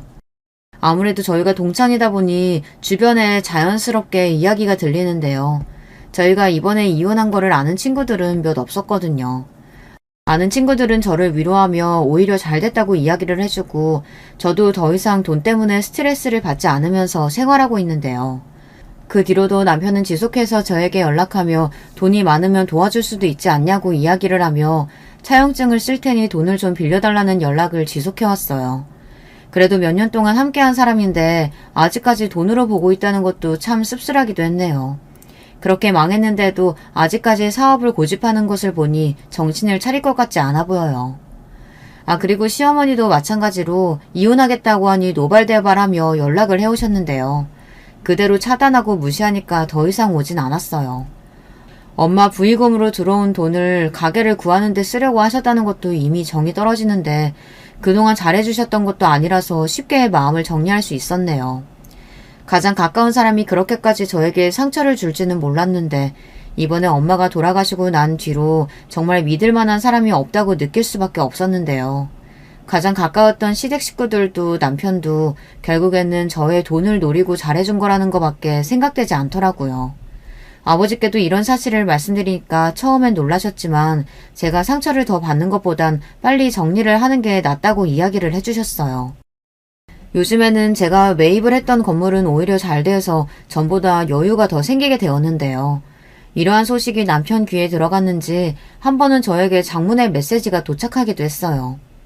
하지만 이미 그때는 제가 정리를 다 한 상태였고 더 이상 흔들릴 일도 없었기 때문에 더 이상 연락을 하지 않고 잘 살았으면 좋겠다고 답장을 전했거든요. 그 뒤로는 더 이상 연락은 오지 않고 있어요. 저의 결혼 생활은 여기서 끝이 났지만 그래도 후회하지 않아요. 엄마가 제 앞으로 남겨주었던 돈을 지킬 수 있었고 또 저를 진심으로 생각해주는 사람을 거를 수 있는 계기가 되기도 했어요. 일생일대 큰 일을 겪으면서 힘든 시간을 보낸 뒤로는 저만을 위한 시간을 가지면서 이전보다 더 여유롭게 생활을 즐기고 있는데요. 아버지도 그렇고 저도 봉사도 다니면서 오히려 남한테 베풀면서 사는 삶을 살고 있는데요. 남편도 사실 그렇게 저를 이용하려는 마음을 먹지 않았다면 자연스럽게 제가 도와줄 수도 있었을 텐데 그 부분이 참 안타깝기도 해요. 부의금을 본인의 돈으로 쓰려고 했던 시댁으로부터 벗어나니까 이제야 마음이 놓이네요. 여러분, 두 번째 사연 시작하기 전에 좋아요, 구독 꼭 눌러주실 거죠? 그럼 두 번째 사연 바로 시작합니다. 안녕하세요. 저는 서울 사는 30대 여자입니다. 어렸을 때부터 제 소원이 아무 걱정 없이 사는 거였는데 그게 그렇게 힘들더라고요. 아직 젊은 나이인 제 인생이 어찌나 다사다난한지 모르겠어요. 그래도 살면서 이제 이거보다 더 힘든 일을 겪지는 않을 것 같습니다. 그러고 싶지도 않고요. 그럼 제 사연 바로 시작할게요. 여러분, 학창시절에 엄마 없는 친구가 있으셨나요? 흔히 아빠 없는 것은 티가 나지 않아도 엄마 없는 사람은 티가 난다고 하잖아요. 저는 그 말이 아직도 들으면 울컥할 정도로 트라우마가 심한 편입니다. 차라리 엄마가 그냥 돌아가셨으면 그렇게 상처가 되지 않았을 텐데 저희 엄만 저를 버리고 떠났거든요. 이 모든 일은 제가 초등학교 때 일어났습니다. 사실 초등학교 저학년 때까진 우리 집은 매우 평범했어요. 부모님과 외동인 저는 셋이 살았는데 그렇게 불행한 기억은 없습니다. 엄마는 집에서 주부로 계셨고 아빠는 밖에서 공사장에서 일꾼으로 일하셨어요. 몸 쓰는 일을 하다 보니 아빠는 항상 쉬는 날이면 집에 누워 계셨습니다. 학교 갔다 왔을 때 아빠가 집에 있으면 방해되지 않으려고 조용히 했던 기억이 나요. 그래도 아빠는 엄마와 저한테 나름 다정하셨습니다. 일하느라 바쁘고 몸이 자주 아팠을 뿐 다른 문제는 전혀 없었어요. 물론 아직 어렸던 저라 자세히는 알지 못했어도 제 앞에서 두 분이 싸우거나 그러진 않았습니다. 그러다 사건이 일어난 것은 제가 초등학교 4학년 때였습니다. 학교에 갔다 왔는데 집에 아무도 없었어요. 보통 같으면 엄마가 집에 있는데 그날은 없었습니다. 잠깐 어디 가셨나 보다 생각하고 혼자 간식을 먹고 있었죠. 그런데 엄마가 저녁이 되도록 들어오지 않았어요. 대신 집으로 친구 현주 어머니가 오셨습니다. 아유, 정연아, 집에 있었구나. 아줌마 따라와. 이리 와. 지금 네 아버지 공사장에서 일하다 쓰러졌어. 어떡하니? 현주 어머니 말씀을 듣고 저는 너무 놀랐습니다. 그리고 아주머니의 손을 잡고 도착한 곳은 병원이었어요. 아빠는 큰 수술에 들어가서 얼굴을 볼 수도 없었고 수술실 앞에는 엄마가 쓰러져 계셨습니다. 옆에는 아빠 친구인 동철이 삼촌과 저는 모르는 어른들이 서 계셨어요. 그리고 저는 엄마 옆에서 소리 없는 눈물을 흘렸습니다. 현주 어머니의 손을 꼭 잡고 버텼어요. 그렇게 몇 시간이 지나고 엄마가 깨어났습니다. 엄마는 저를 끌어안고 엉엉 우셨어요. 엄마가 무너진 모습을 보고 저도 눈물을 더 흘리기 시작했습니다. 아빠가 저 안에 들어가 있는 것도 믿기지 않았죠. 몇 시간이 지나고 수술실 문이 열렸습니다. 문이 열리고 의사 선생님과 간호사 선생님들이 나오셨어요. 어른들이 우르르 달려가 의사 선생님 앞에 섰습니다. 다행히 환자분 목숨은 살렸어요. 정신력이 강하신 건지 버티셨습니다. 다만 하반신 마비는 막을 수가 없을 것 같습니다. 허리도 평생 쓰실 수 없으세요. 의사 선생님의 말씀을 듣고 엄마는 다시 정신을 잃으셨어요. 아무리 어려도 저 말이 무슨 뜻인지 저도 당연히 알고 있었습니다. 그때는 저도 너무 슬퍼서 현주 어머니만 붙잡고 있었어요. 그 뒤로는 병원에 엄마와 며칠을 같이 아빠 옆에 있었습니다. 아빠는 눈을 뜨고 아무 말도 하지 못하셨어요. 그저 미안하다고 하실 뿐이셨죠. 그리고 그렇게 시간이 흐르고 아빠는 집에 왔습니다. 쉴 때만 누워있던 자리에 아빠는 이제 계속 평생 그러고 있어야 했죠. 그런 우리 가족을 향한 시선과 관심은 부담이었습니다. 학교에 가면 친구들이 매일 물어봤어요. 선생님도 그렇고 어디 갈 때마다 어른들은 저에게 말하셨습니다. 아버진 괜찮아? 아유, 어떡하니. 정연이 너도 참 안타깝다. 이런 악의 없는 질문은 엄마한테도 해당됐어요. 엄마는 나중엔 집 밖을 나가기도 싫어하셨습니다. 시장에 가면 과장이 아니고 모든 어른이 엄마한테 물어보셨거든요. 집 밖에 나가질 않으니 자연스럽게 원래 알고 지내던 아주머니들과 교류도 적어졌습니다. 하지만 이런 것들은 전혀 문제가 되지 않았어요. 진짜 문제는 바로 생활비였죠. 안타깝게도 아빠는 가족이 친할머니 한 명뿐이었는데 친할머니도 연세가 많이 드셔서 거동이 불편하셨습니다. 그러니 도움을 받을 수 없었어요. 혼자 시골에서 겨우 한 몸 유지하시며 사는 분이셨으니까요. 아빠가 벌어온 돈이 이전에도 그렇게 많진 않았으니 저축해놓은 금액은 금방 바닥을 보였습니다. 엄마가 매일 식탁에 앉아 가계부를 보며 한숨을 쉬던 장면이 아직도 기억나요. 예전엔 그래도 아빠가 월급 받으면 고기도 먹고 그랬는데 아빠가 다치고 나서는 우리끼리 외식을 하지도 못했습니다. 현실적으로 아주 어려웠을 때 우리를 유일하게 도와주신 분이 계세요. 바로 아빠 친구 동철이 삼촌입니다. 삼촌은 우리 아빠와 어릴 때부터 친한 친구였어요. 아빠가 수술할 때 계속 수술실 앞을 지켜주기도 하셨죠. 아빠가 다치기 전에도 집에 자주 놀러왔던 동철 삼촌은 올 때마다 제 과자를 한가득 사서 오셨습니다. 그래서 저도 동철이 삼촌을 매우 좋아했어요. 삼촌은 아주 감사하게도 아빠가 다치고도 우리 가족을 외면하지 않았습니다. 경제적으로 힘든 걸 아는지 집에 올 때 항상 과일비와 과일을 사오셨죠. 엄마는 그래서 동철이 삼촌이 오면 표정이 한층 밝아지곤 하셨습니다. 그런데 어느 날이었어요. 평소처럼 학교에 갔다 왔더니 엄마가 없었습니다. 저는 잠깐 나간 줄 알았는데 분명히 아침에 저를 평소처럼 배웅해줬던 엄마는 그렇게 영영 집에 들어오지 않았습니다. 드라마나 영화를 보면 이렇게 엄마들이 집을 나가면 맛있는 음식을 해놓는다던가 편지를 써놓지 않나요? 우리 엄만 그런 것도 없었어요. 마치 자기의 흔적을 하나도 남기지 않겠다는 의지만 보였습니다. 옷부터 화장품까지 엄마를 기억할 수 있는 모든 것이 사라졌거든요. 엄마가 들어오지 않던 첫날 밤이 아직도 기억나는데 너무 무서웠어요. 결국 밤이 되어 울면서 밖에 나가 엄마를 찾는데 어른들이 그런 저를 보고 무슨 일이 있냐고 물으셨죠. 엄마를 찾아달라 하고 제가 믿을 수 있던 어른인 현주 어머니를 찾아가 엉엉 울었습니다. 아주머니와 현주는 저와 같이 동네를 뒤지며 엄마를 찾았는데 전혀 찾을 수 없었어요. 처음에는 엄마한테 무슨 일이 생긴 줄 알고 목 놓아 엄마를 기다렸습니다. 그런데 그런 것도 얼마 가지 않았어요. 며칠 뒤 제가 밖에 나가면 어른들은 대놓고 저를 앞에 두고 말했습니다. 아유, 너희 엄마 그 아빠 친구랑 바람났다며. 아유, 어쩐지 다친 친구 집에 하도 자주 가더라. 그럴 줄 알았지. 애 아빠랑 애만 불쌍해. 그러니까 말이야. 아무리 그래도 애는 데리고 가야지. 누워만 있는 애비를 두고 나가면 애는 어째. 아유, 불쌍해서. 심장이 쿵쾅거리고 호흡이 거칠어졌어요. 현주는 그런 저를 데리고 자기 집으로 갔습니다. 아직도 현주와 현주 어머니에게 제가 잘하는 이유가 바로 이때 겪었던 일들 때문입니다. 현주 어머니는 제가 울자 저를 꼭 안아주셨어요. 저는 저런 소문을 믿고 싶지 않았습니다. 그저 소문이라고 생각하고 싶었어요. 그런데 동철이 삼촌은 엄마가 사라진 뒤 우리 집에 방문하지 않았습니다. 또 둘을 봤다는 사람이 한둘이 아니었어요.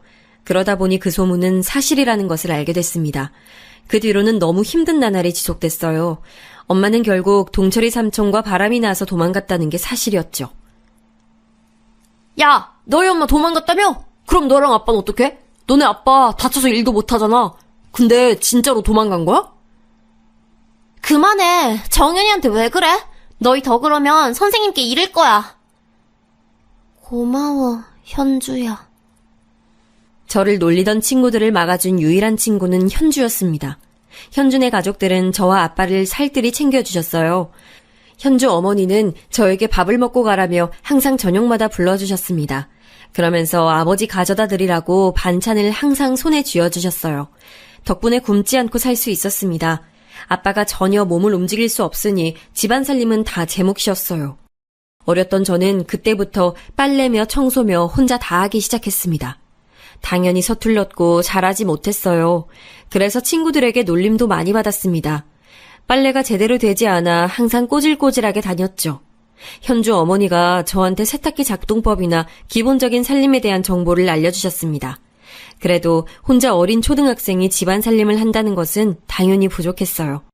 제가 학교 갔다 와서 걸레로 바닥을 닦고 있으면 아빠는 고개를 돌리고 쳐다보셨습니다. 아빠는 말은 더듬어도 하고 싶은 말은 다 하실 수 있었어요. 미안해. 아빠가 미안해. 오빠, 난 괜찮아. 아빠가 아프거나 걱정하는 게 나는 더 싫어. 가끔은 아빠가 눈물을 흘리기도 했습니다. 그러면 저는 그런 아빠에게 다가가서 눈물을 닦아줬어요. 그리고 속으로 꼭 성공해야 하지 생각했습니다. 처음엔 엄마가 다시 돌아올 줄 알았어요. 그래서 엄마가 다시 온다면 내가 이렇게 집안 살림 잘하고 있다는 것을 보여줘야지 생각했습니다. 하지만 엄마는 그 뒤로 정말 단 한 번도 집에 오지 않았어요. 몰래 보고 갔을 수도 있겠지만 적어도 제 앞에 모습을 드러낸 적이 없습니다. 그래서 고등학교에 입학하고는 엄마에 대한 마음이 그리움보다 원망의 마음으로 바뀌었어요. 아무리 현주 아주머니가 저와 아빠를 챙겨주셔도 한계가 있었습니다.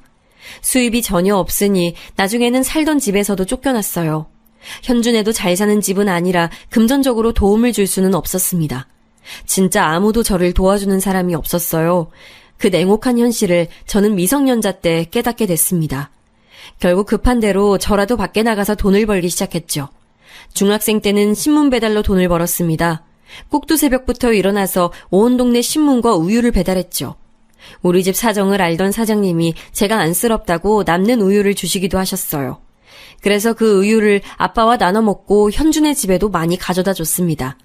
고등학교 때는 동네에 있던 돈가스 식당에서 아르바이트를 시작했어요. 학교 끝나고 바로 식당으로 가서 마감할 때까지 일했습니다. 너무 힘들었는데 그러지 않으면 수도세나 전기세를 낼 수도 없었어요. 제가 일해야 아빠도 기본적인 생활을 할 수 있었습니다. 그러다 보니 제 머릿속에는 꼭 학교에 다녀야 하나 근본적인 의문이 생겼어요. 학교에 가지 않으면 그 시간 동안 일할 수 있으니까요. 당장 생계가 힘들고 돈이 없으니 학교에 다니지 않는 것이 낫다는 판단이 들었습니다. 그래서 담임 선생님을 찾아가서 말했어요.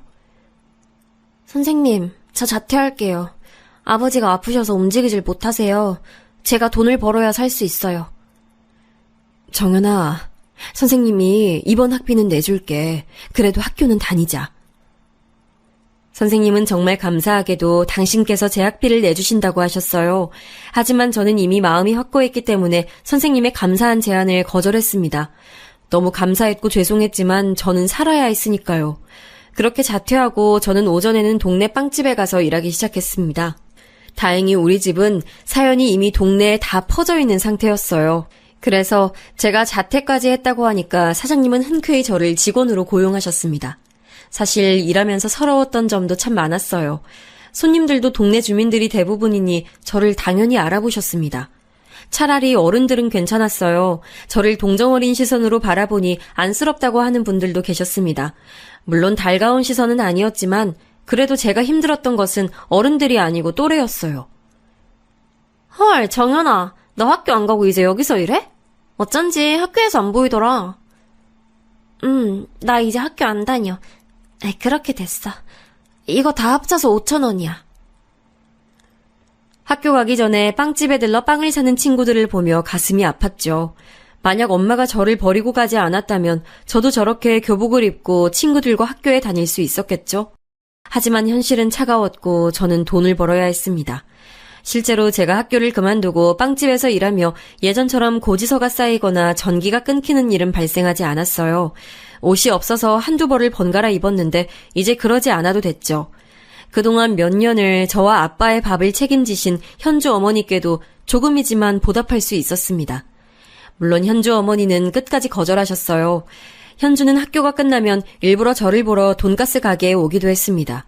그런 현주가 얼마나 고마웠는지 몰라요. 그렇게 저는 성인이 됐고 대학은 당연히 가지 않았습니다. 고등학교를 자퇴하고 검정고시는 봐서 졸업장은 가질 수 있었어요. 대학에 다닐 바엔 그냥 동네에서 평생 일하며 아빠를 먹여 살려야 한다고 생각했습니다. 그런데 현주가 제게 진지하게 말했어요.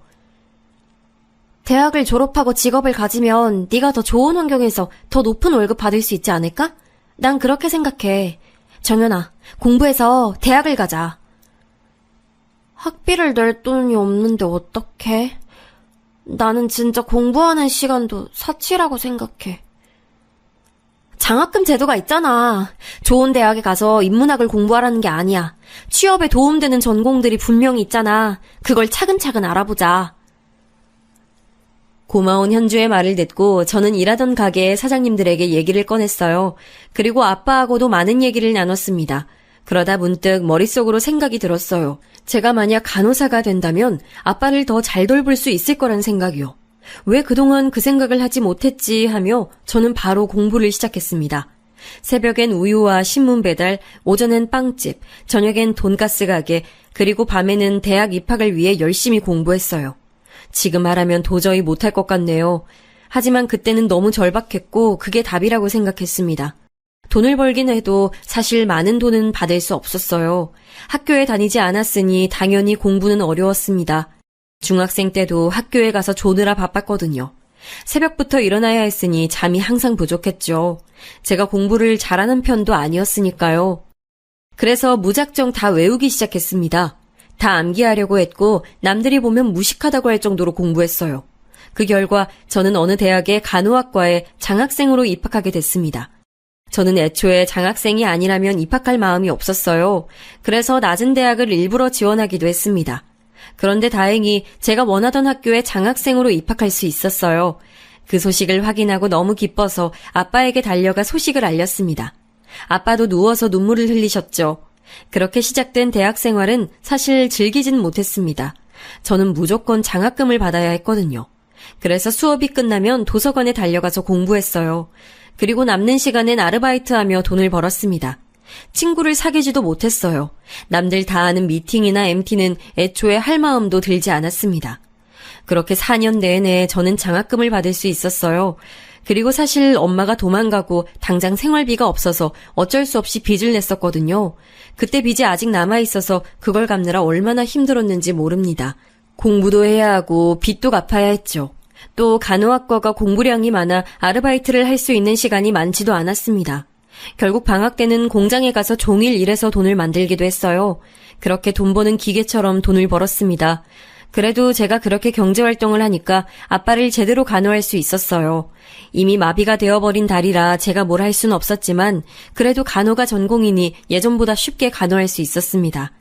아버지는 시간이 지나고 휠체어를 타고 어느 정도 생활이 가능하셨어요. 집안을 돌아다니거나 제가 아빠를 데리고 밖에 나가 산책을 했죠.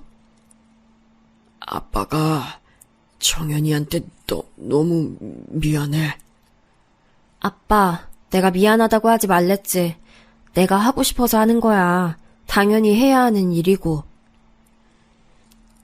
대학 내내 제 머릿속은 아빠 간호에 관한 생각으로 가득 차 있었습니다. 빨리 취업해서 돈을 많이 벌면 지금보다 나은 환경에서 아빠를 간호할 수 있으니 기대했어요. 그리고 대학을 졸업하고 저는 바로 대학병원에 취업했습니다.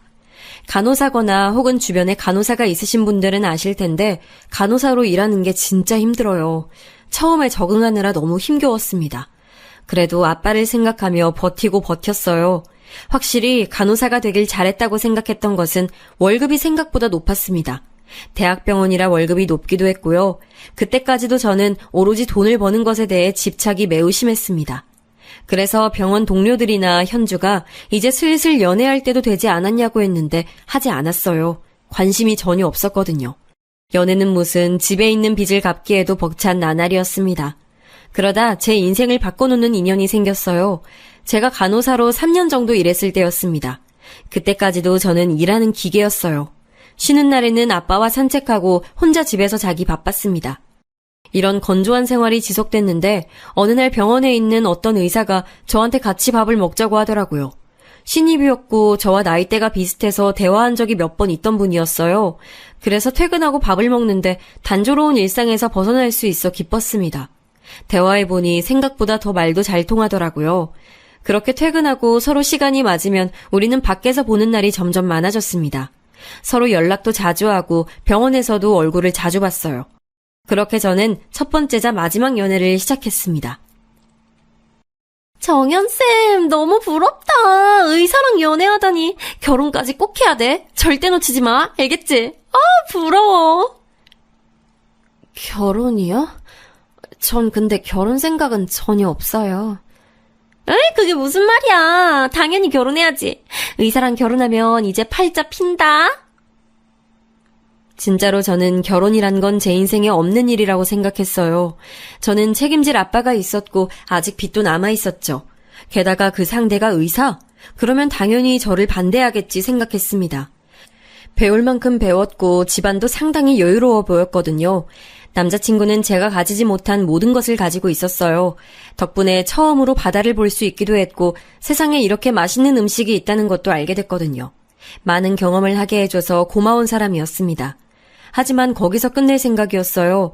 그래서 저는 남자친구가 실제로 결혼 얘기를 꺼내며 프로포즈했을 때 너무 당황해서 거절했습니다. 결혼은 현실이라던데 부모님과 얘기해봤어? 난 오빠랑 결혼을 밀고 나갈 자신 없어. 그냥 우리 여기서 그만하자. 미안해. 이렇게 준비 많이 했는데. 정연아, 이미 다 얘기했어. 부모님은 사람 됨됨이가 중요하다고 꼭 한번 데리고 오라셔. 일단 부딪혀보자. 아버지 아프신 건 알고 계셔. 현주에게도 상담하고 엄마 같은 현주 어머님과도 많이 얘기했어요. 두 명은 그래도 일단 가보자 하길래 용기 내어 남자친구네 집에 방문했습니다. 얼마나 떨렸는지 아마 그날이 제가 태어나서 가장 떨렸던 날이에요. 너무 심장이 빠르게 뛰어 청심환까지 먹고 들어가게 됐습니다. 남자친구는 너무 걱정하지 말라고 제 손을 꼭 잡아줬어요. 사실 남자친구의 아파트에 들어가자마자 아직 집에 들어가지도 않았는데 저는 기가 눌렸습니다. 저는 꿈도 꿀 수 없는 수준의 아파트였어요. 아빠와 저는 그때까지도 단칸방에서 겨우 살고 있었는데 이런 호화로운 아파트에 사는 사람들이 과연 결혼에 찬성할까 싶었죠. 그런데 시부모님의 반응은 정말 예상 밖이었습니다. 너무 반갑게 맞아주셨고 제가 부담되는 게 느껴지셨는지 말도 계속 걸어주셨어요. 음식도 얼마나 진수성찬인지 처음 먹어보는 음식도 있었습니다. 맨날 대충 끼니를 해결하기 바빴는데 제대로 된 음식을 먹으니 제가 먹는 양에 배로 먹게 됐어요. 잘 먹는 제가 보기 좋다며 시어머니는 인자하게 웃으셨습니다. 밥을 다 먹고 차를 마시며 서로 얘기를 나눴어요. 조심스럽게 제 가정 환경을 물으시길래 담담하게 제가 살아온 환경을 얘기했죠. 여기서 저는 일부러 꾸밈 없이 다 있는 그대로를 얘기했습니다. 자랑은 아니지만 제가 그렇게 여유롭게 살진 못했습니다.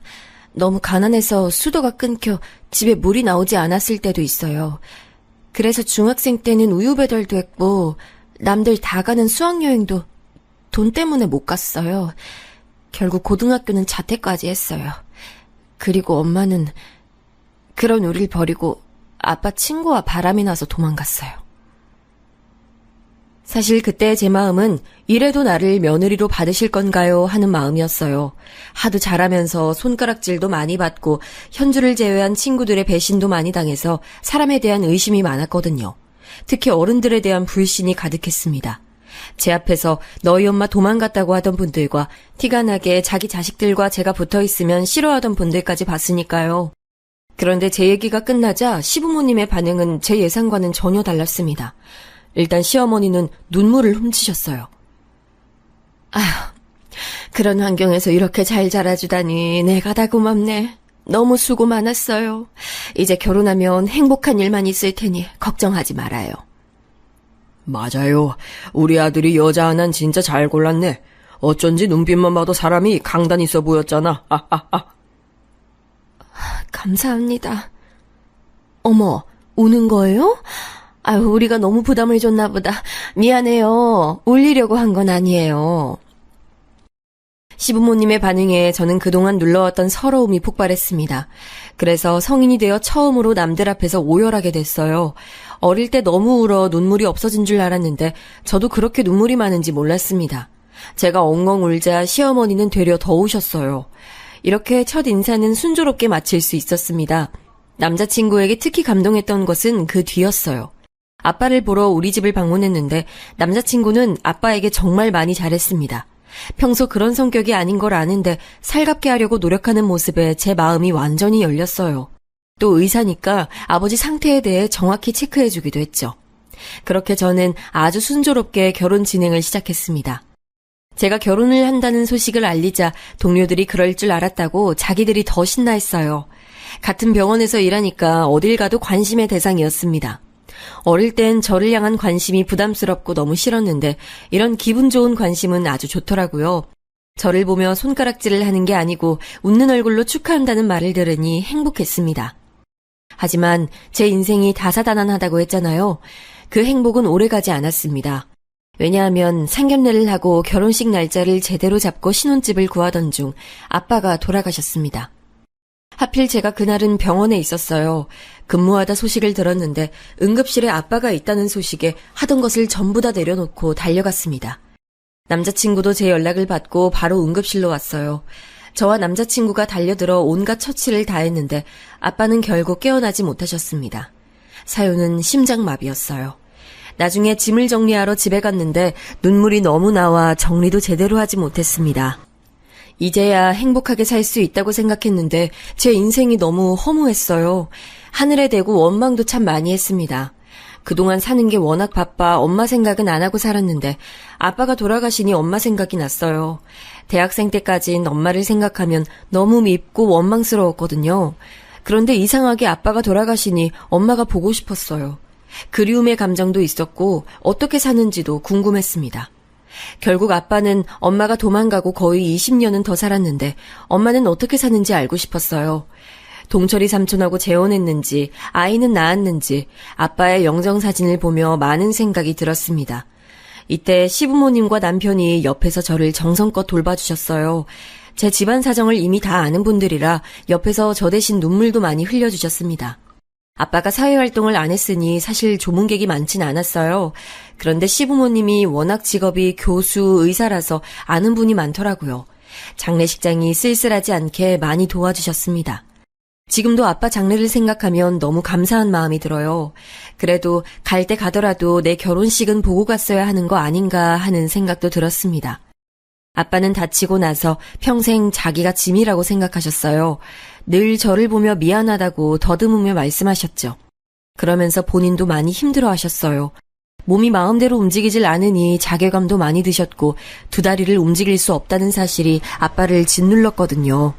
시간이 지나며 우울한 감정도 많이 보였고 나중엔 빨리 하늘로 가고 싶다고 자주 말씀하셨습니다. 그래서 오히려 아빠가 자유로워졌다고 생각하니 다행이라는 생각도 들었어요. 이때도 시부모님이 제 옆에서 좋은 말씀을 많이 해주셨어요. 그러면서 신혼집도 새로 구하는 것이 아니고 시댁에서 당분간 같이 살기로 했습니다. 이건 오로지 제 의견이었어요. 저는 아빠와 둘이 살다 제 유일한 가족이 없어진 거라 상실감이 컸거든요. 그래서 아빠를 보내고 결혼식을 올리기 전에 바로 시댁에서 살기 시작했습니다. 집안 살림을 20년을 하다 보니 저는 청소 빨래에 자신이 있었어요. 그래서 바로 청소기를 찾았는데 시어머니는 웃으며 저한테 그런 것은 하지 않아도 된다고 말리셨습니다. 집에서 일하는 이모님들이 계셨거든요. 아가, 넌 그냥 이 집에서 최대한 마음 편하고 몸 편하게 있으면 되는 거야. 이렇게 좋은 시부모님을 만나게 됐다니 하늘도 제 인생이 안쓰러워서 그런가 보다 생각했습니다. 그러면서 결혼식 날짜가 점점 다가왔는데 현실적인 고민이 들었어요. 바로 혼주석 문제였습니다. 엄마는 도망가서 연락이 끊긴 지 오래였고 아빠는 돌아가셨으니 제 혼주석은 공석이었어요. 제가 무슨 친척이 있는 것도 아니었고 이걸 어떡하지 걱정스러웠습니다. 그런데 문득 머리에 드는 생각이 있었는데 현주 어머님이었어요. 저한테 실질적으로 세상을 알려주고 이렇게 살 수 있게 해준 분이 현주 어머님이잖아요. 현주 아버지도 저를 보면 항상 입가에 미소를 지으시며 따뜻하게 맞아주셨습니다. 그래서 현주에게 얘기를 꺼냈더니 본인이 더 좋아하더라고요. 그러면서 이미 자기는 결혼했으니 상관없다고 자기 부모님을 혼주석에 앉히라고 말했습니다. 그래서 쉬는 날에 현주 집을 방문해서 진지하게 얘기했어요. 그래서 아주머니랑 아저씨가 제 혼주석에 앉아주셨으면 해요. 이런 부탁 드려서 죄송해요. 어머, 정연아, 죄송하긴. 우린 영광이지. 어렸던 우리 정연이가 언제 이렇게 커서 결혼까지 하니? 아줌마 너무 감동이야. 그래, 우리 현주도 현주지만 정연이가 결혼한다니 아저씨 감회가 새롭다. 그것도 의사랑? 아유, 우리 정연이 그동안 고생한 거 다 돌려봤네. 너무나도 따뜻하게 제 제안을 받아주신 현주 부모님 반응에 저는 또 눈물이 났습니다. 결혼 준비를 하며 참 많이 울게 되더라고요. 시부모님도 제 얘기를 듣더니 너무 좋아하셨어요. 그렇게 순조롭게 결혼 준비가 드디어 되나 싶었습니다. 하지만 제 인생이 그렇듯 결혼식 올리기 정말 딱 3주 전에 사건이 발생했어요. 혼주석 문제로 현주 어머니와 저는 연락을 더 하고 있었습니다. 평소에도 워낙 자주 하긴 했는데 결혼식 전에는 확실히 어른과 할 말이 많더라고요. 그런데 현주 어머니가 갑자기 저에게 할 말이 있다며 병원까지 오셨습니다. 갑자기 이렇게 찾아오실 분이 전혀 아닌데 생각하며 내려갔더니 저는 믿을 수 없는 말을 듣게 됐습니다. 정연아, 아줌마 말 침착하게 잘 들어. 너희 엄마가 나를 찾아왔어. 20년 만에 본 거라 아줌마도 너무 놀랐어. 일단 아무한테도 얘기 안 했고 너만 알고 있어. 엄마가 너를 보고 싶어 해. 네? 그게 무슨... 아줌마도 너무 놀랐어. 이게 무슨 일이니? 일단 얘기를 들어봐. 너무 놀라서 저는 커피잔을 든 채로 굳었습니다. 엄마가? 나를? 믿을 수가 없었어요. 그것도 지금. 도대체 그동안 뭐를 하고 살다가 지금 와서 나를 찾지 하는 생각이 들더라고요. 반가움과 괘씸함, 그리고 그리움과 설레는 마음 등 아주 복합적인 감정이 들었습니다. 마냥 기쁘거나 싫지 않았어요. 그때 제 감정을 설명하기엔 너무 많은 감정이 함축돼 있었습니다. 제가 아무 말도 하지 못하고 그냥 가만히 있으니까 현주 아줌마는 저에게 조용히 말씀하셨죠. 사실 나도 당황했는데 그래도 친엄마니까 아줌마가 생각했을 때 친엄마를 두고 혼주석에 앉을 수는 없을 것 같아. 서운하게 생각지 말고, 응? 아줌마는 정연이 너 마음이 편하길 바래. 지금 아버지도 안 계시니까 일단 한번 둘이 만나보는 거 어때? 네, 일단 저도 엄마 한번 만나보고 결정할게요. 혹시 연락처 받으신 거 있으세요? 그렇게 저는 엄마의 번호가 담긴 쪽지를 받았습니다. 그리고 바로 연락하진 못했어요. 20년의 세월이 지났으니 사실 엄마 얼굴과 목소리도 제대로 기억나지 않았거든요. 아버지 돌아가시고 확실히 엄마를 보고 싶은 마음이 들긴 했으니 용기 내어 연락했습니다. 엄마는 뛸 듯이 기뻐하며 전화기 너머로 오열하기 시작했어요. 엄마가 너무 미안해. 우리 애기 그동안 고생 많았어. 엄마 잘못이야. 엄마 미워해. 너무 미안해. 엄마, 내가 널 두고 가서 얼마나 후회했나 몰라. 후회하고 또 후회했어. 미안해. 미안해. 하지만 저는 엄마의 우는 소리를 듣고도 슬픈 감정이 들진 않았습니다. 일단 얼굴을 보고 얘기하고 싶었어요. 그래서 날짜를 잡고 병원 앞 카페로 엄마를 불러냈습니다. 너무 오랜만에 보는 거라 과연 제가 엄마 얼굴을 기억할지 걱정됐어요. 하지만 그런 걱정은 할 필요가 없었습니다. 엄마가 카페 문을 열고 들어오자마자 저는 엄마인 걸 한눈에 알았거든요. 엄마 역시 저를 알아봤는지 오열하며 달려왔습니다. 제 앞에서 엉엉 울며 미안하다고 하는데 주위 사람들이 다 쳐다봐도 아랑곳하지 않았어요. 그리고 저도 통화랑은 달리 실제로 엄마를 보니 눈물이 멈추질 않았습니다. 그리움의 감정도 있었고 원망의 감정도 당연히 남아있었어요. 주마등처럼 엄마가 도망간 날부터 그 뒤로 힘들게 살았던 모든 날이 기억나기 시작했습니다. 그동안 제 앞에 나타나질 않았으니 원망조차 할 수 없었는데 이제 그 대상이 나타났으니 서러움의 감정이 더 북받쳐 오르기 시작했죠. 그래서 그렇게 동철 씨랑 도망가고 부산에 정착했어. 그런데 몰랐는데 동철 씨가 진짜 사람이 별로더라고. 그래도 꾹 참고 버텼지. 남편하고 애까지 버려두고 나왔으니 버텨야지. 근데 도저히 안 되겠더라. 그래서 결국 또 도망쳤어. 그러다 지금 남편 만났어. 엄마가 그렇게 나 버리고 가고 내가 어떻게 살았는지 알아? 나 진짜 힘들었어. 죽을 만큼 힘들었어. 지금 남편하고는 아이가 있어? 또 눈물이 나오려고 하네. 지금 그 애가 좀 아파. 그래서 병원 다니고 있어. 내가 널 버린 죄로 이렇게 벌을 받나 봐. 미안해, 정연아. 그러니까 버리고 갔으면 잘 살기라도 했어야지. 아픈 아빠를 어린 내가 혼자 감당하게 해? 엄마가 그러고도 사람이야? 그래서 미안하다고 하잖아. 엄마도 그땐 힘들었어. 아니다. 너한테 이렇게 화내려고 만나자고 한 게 아닌데. 나는 엄마를 원망해도 돼. 나는 그래도 돼.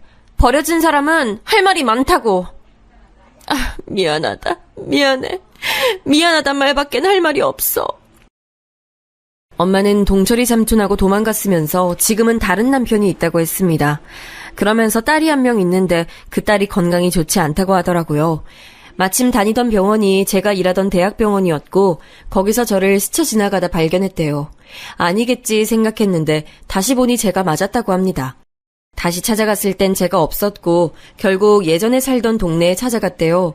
거기서 이사가지 않고 그 자리에 계속 살던 현주 아줌마를 찾아냈고 여기까지 오게 됐다고 엄마가 말했습니다. 저는 엄마에게 말할 생각이 없었는데 어쩌다 보니 구구절절 그동안 있었던 일을 말하게 됐어요. 엄마는 제가 그 얘기를 할 때 손수건에 얼굴을 묻고 엉엉 울더라고요. 그러면서 미안하단 말을 되풀이했습니다. 아직 원망의 감정도 당연히 컸지만 엄마도 엄마 인생을 살려고 하다 여기까지 온 거잖아요. 잘 살아보려고 노력했을 텐데 씁쓸했어요. 정연아, 엄마가 진짜 염치 없는 거 아는데 엄마가 혼주자리 앉으면 안 될까? 갑자기 나타나서 너한테 이런 부탁해서 미안해. 하지만 엄마 욕심이야. 그래도 내 새끼 혼주석엔 앉고 싶어. 엄마의 우는 소리를 들으니 확실히 마음이 약해졌습니다. 하지만 그동안의 세월이 있으니 또 바로 그렇게 하자는 답도 나오지 않았어요. 이 결정을 앞두고 저는 남편과 시부모님과 정말 많은 대화를 나눴습니다. 결론은 제 의견에 따르겠단 말이었어요. 수없이 생각하고 현주와도 얘기를 나누고 하루에도 수백 번씩 결정이 번복됐습니다. 엄마는 저와의 만남 이후로 매일같이 연락했어요. 그러면서 제가 어릴 때 좋아했던 엄마 반찬도 가져다 줬습니다. 시부모님과 만나기도 했어요. 자기가 죄인이라며 우는 엄마를 마음씨 좋은 시부모님은 달래주셨죠. 엄마한테 미운 감정이 조금 남아있었는데 매일 미안하다고 하는 엄마와 또 엄마가 준 반찬을 먹으니 점점 미운 감정이 사라지기 시작했습니다. 그래서 네가 5살 때 진짜 내 딸이지만 너무 예뻐서 내가 아빠 일터에 일부러 마중 나갔어. 세상 사람들한테 우리 딸 예쁜 거 보여주려고. 그리고 너는 한글을 진짜 빨리 배웠어. 알려주지도 않았는데 술술 알더라. 난 그래서 우리 애기 천재라고 아빠한테 얼마나 말했나 몰라. 그래서 지금도 이렇게 똑똑한가 봐.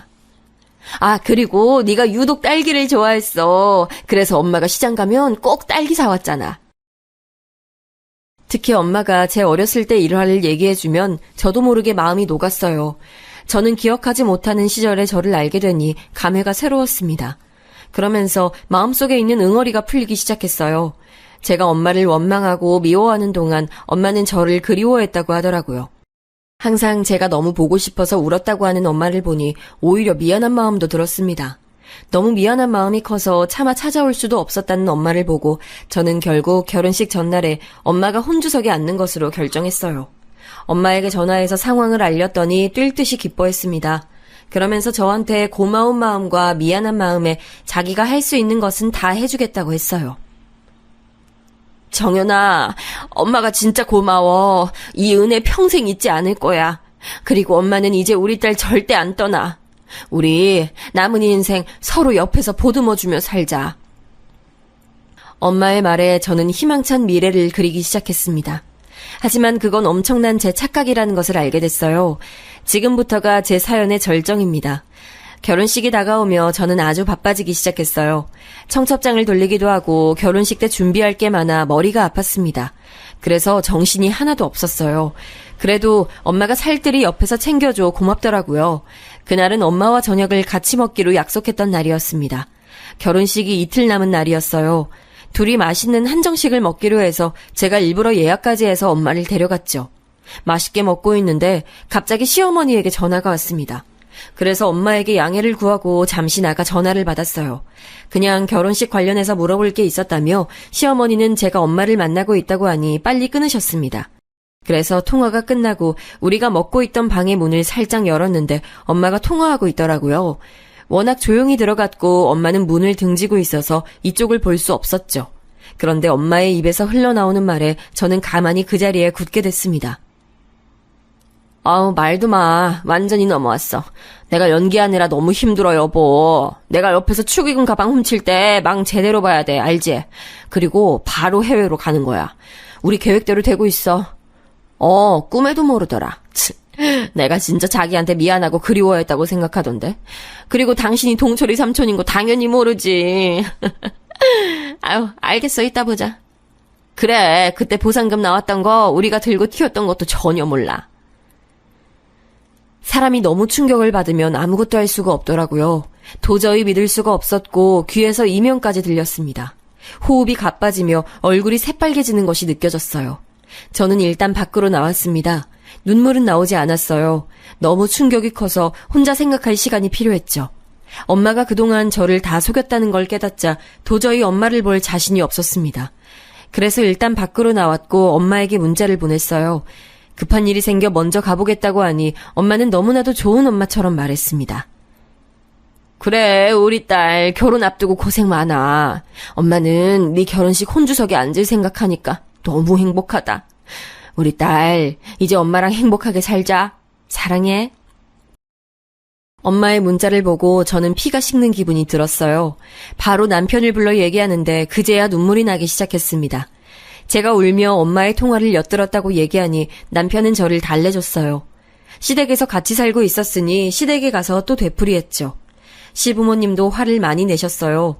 시어머니는 이런 사기꾼이 어디 있냐고 진심으로 분노하셨습니다. 저는 엄마를 혼주석에 앉혀야 하는지 머리가 너무 아팠어요. 그런데 시아버지가 말씀하셨습니다. 아가, 일단 그대로 진행하자. 그리고 가방을 바꾸는 거야. 괘씸해서 안 되겠어. 그리고 경찰에 고소하는 걸로 변호사 상담을 받자. 그래 여보, 나도 그렇게 생각해. 일단 이대로 진행하고 인생의 쓴맛을 보게 해주자고. 그래서 결혼식은 예정대로 진행했어요. 엄마는 사람 좋은 척 연기하더라고요. 기가 차서 말도 나오지 않았죠. 그리고 일부러 축의금 가방을 잘 보이는 곳에 뒀습니다. 당연히 내용물은 이미 바꾼 지 오래였죠. 장난감 지폐를 넣어놓고 그걸 가져가는 것을 사람을 시켜 다 촬영했습니다. 나중에 보니 동철이 삼촌이더라고요. 20년 만에 본 모습이 제 축의금 가방을 훔치는 모습이라니 기가 찼습니다. 그리고 엄마는 결혼식이 끝나고 뒤도 돌아보지 않고 결혼식장을 떠났습니다. 꽁지가 빠지게 가는 것을 보고 얼마나 속으로 웃었는지 몰라요. 아가, 봤지? 저런 인간 같지도 않은 사람 때문에 속상해하지 마. 증거 수집 다 했으니 이제 저 사람들은 끝났어. 그러네요. 감사해요, 아버님. 아버님 아니었으면 저 못 버텼을 거예요. 여보, 배신감이 힘들어도 우리가 든든히 버틸게. 어떻게든 인생 망하게 해줄 거니까 걱정하지 마. 진짜 다들 너무 감사해요. 감사하단 말밖에 제가 할 말이 없어요. 바로 다음 날 시아버지는 변호사를 데리고 경찰서에 방문했습니다. 돈을 훔쳐 달아난 사람이 엄마와 아빠 친구라니 형사에게 설명하기도 기가 찼어요. 신혼여행을 미루고 그렇게 고소하게 될 줄 누가 상상했겠어요. 처음엔 당연히 저도 사람이니까 속상하고 현실을 믿고 싶지 않았습니다. 그래도 차분히 진술하고 시댁 식구들과 대화하니 마음이 진짜 괜찮아졌어요. 그 뒤로는 시아버지가 당신이 알아서 한다고 저에게 이제 머리 아픈 일 없게 신혼여행에 다녀오라고 하셔서 남편과 유럽으로 여행도 다녀왔습니다. 다녀와서 감사 인사를 하며 도울 일이 없냐고 했는데 시아버지가 해주신 말로는 엄마는 바로 잡혔다고 하더라고요. 공항에서 달아나기 직전에 동철이 아저씨랑 잡혔다고 했습니다. 그리고 엄마가 자꾸 저를 한번 보고 싶다고 요구했다고 해요. 지금은 증오와 원망만 남았어도 마음이 약해질까봐 저는 이 사건에서 손을 떼자고 결정했습니다. 시아버지가 책임지고 인생 망하게 할 거라고 큰 소리를 치셨으니 믿어보려고요. 우리 아버님이지만 정말 칼 같은 분이라 그건 전혀 걱정되지 않거든요. 그리고 무엇보다 저는 허니문 베이비로 임신하게 됐습니다. 그래서 지금은 태교에 전념하고 있어요. 시부모님과 남편의 정성 덕분에 아주 행복한 나날을 보내고 있습니다. 살면서 지금이 제일 걱정 없고 행복해요. 여기까지가 제 사연입니다. 엄마와 동철 아저씨는 결국 감옥에 가게 될 것 같아요. 저는 이제 새로운 가족들과 남은 인생 살아보려고 합니다. 시어머니가 말씀하신 것처럼 새로운 시작이라고 생각하려고요. 다사다난한 제 인생에 걸친 사연을 들어주셔서 감사합니다. 다들 행복하세요.